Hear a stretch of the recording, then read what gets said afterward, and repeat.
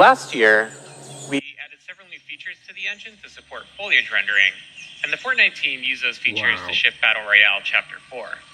At the same time, Jacob over there and the team at Quixel were experimenting with what's possible for photoreal foliage environments, as well as testing out the latest functionality that we've been building for Unreal Engine. So, Jacob's here with us today in the Unreal Editor. Let's explore the environment. And what better way to do that than off-roading? And what better way to off-road than in a Rivian R1T? Now, Rivian uses Unreal to power their instrument cluster, including 3D visualization of their vehicles. So we worked with them to bring the R1T to life in this experience. Let's head on out, Jacob. Sure thing, on my way. All right. So we're building tools for interactive and dynamic worlds.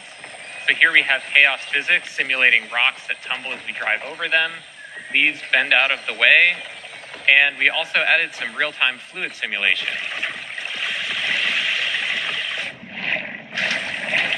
We worked with the team at Rivian to set up Unreal's chaos vehicle model to simulate the suspension of the truck and how the electric motors drive each individual wheel. So this is going to be like games in the future, right?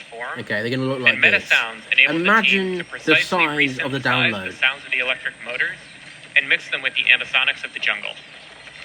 Imagine GTA 6 in Unreal Engine. That's going to be like a terabyte to download. A highly detailed model of the truck, about 71 million polygons that we're able to render in real time thanks to Nanite. Now, the Rivian not only looks incredibly realistic because of Lumen and Nanite, but also its materials.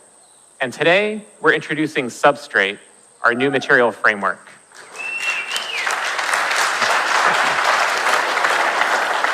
And to better demonstrate it, let's swap the paint out for Opal.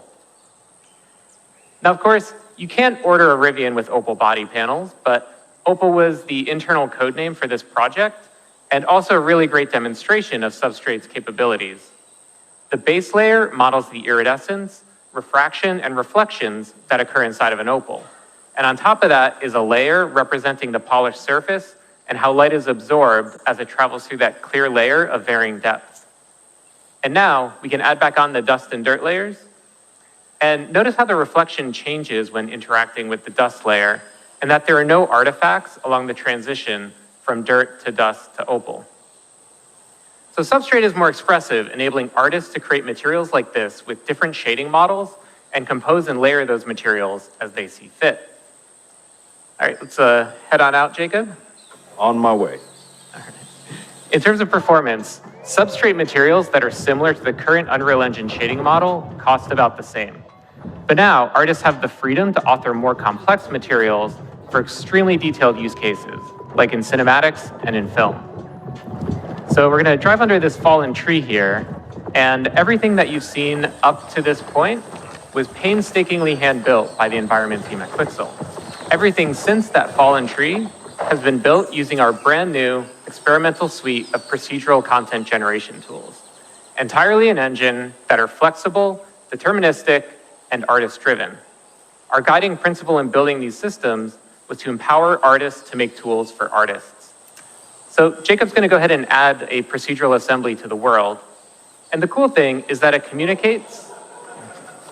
Thank you. Yeah. Pretty cool. And the cool thing is that it communicates with other nearby procedural elements in the scene, like the creek bed. So let's say a designer comes by, wants to direct the player to drive to the left. Jacob can simply move the assembly to the right, and everything updates to accommodate that change. Game design is iterative, so let's say the designer comes back, wants to give the player the choice of going left or right again. Jacob can simply move the assembly back over. Now, the artist who created this assembly also added some additional handles that Jacob can use to art direct where rock slides occur. Allows him to customize the piece a little bit more, make it a little easier for the Rivian to drive by. So we started by handcrafting that original part of the level to set the visuals and art direction for the entire piece, and then built out procedural tools that allowed the team to create a much larger play space much more quickly. Now let's see how we can use these procedural tools to make larger sweeping changes to the environment. So Jacob, let's start by removing some of the trees in this area. Absolutely, that's easy enough actually. All right, a little too much. Let's add some trees back in. Okay. And let's also add in some cliff formations, give it a little bit more variability. So the procedural systems are all deterministic. As Jacob is experimenting with different sets of input parameters, once he finds a set that he likes, he can always go back to it and get out exactly the same results. And the procedural systems aren't just placing trees and rocks, but also fog cards, bugs, birds, everything that's needed to bring this environment to life.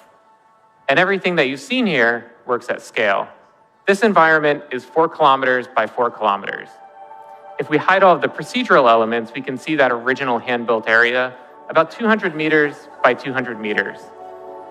We believe that there will always be the need for hand-building environments, so we designed these procedural systems to be tools for artists that work in concert with hand-built content.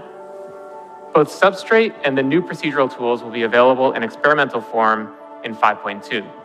And everything you've seen here is running in the Unreal Editor in real time on a developer machine with an Intel 13900K CPU and NVIDIA RTX 4090 GPU. So Jacob, thanks for being here and helping us out today. Thank you very much, Nick, for having me. It's been a pleasure. Wow. It's a good time to be a gamer right now. That was amazing. Amazing. I just can't get over the detail, man.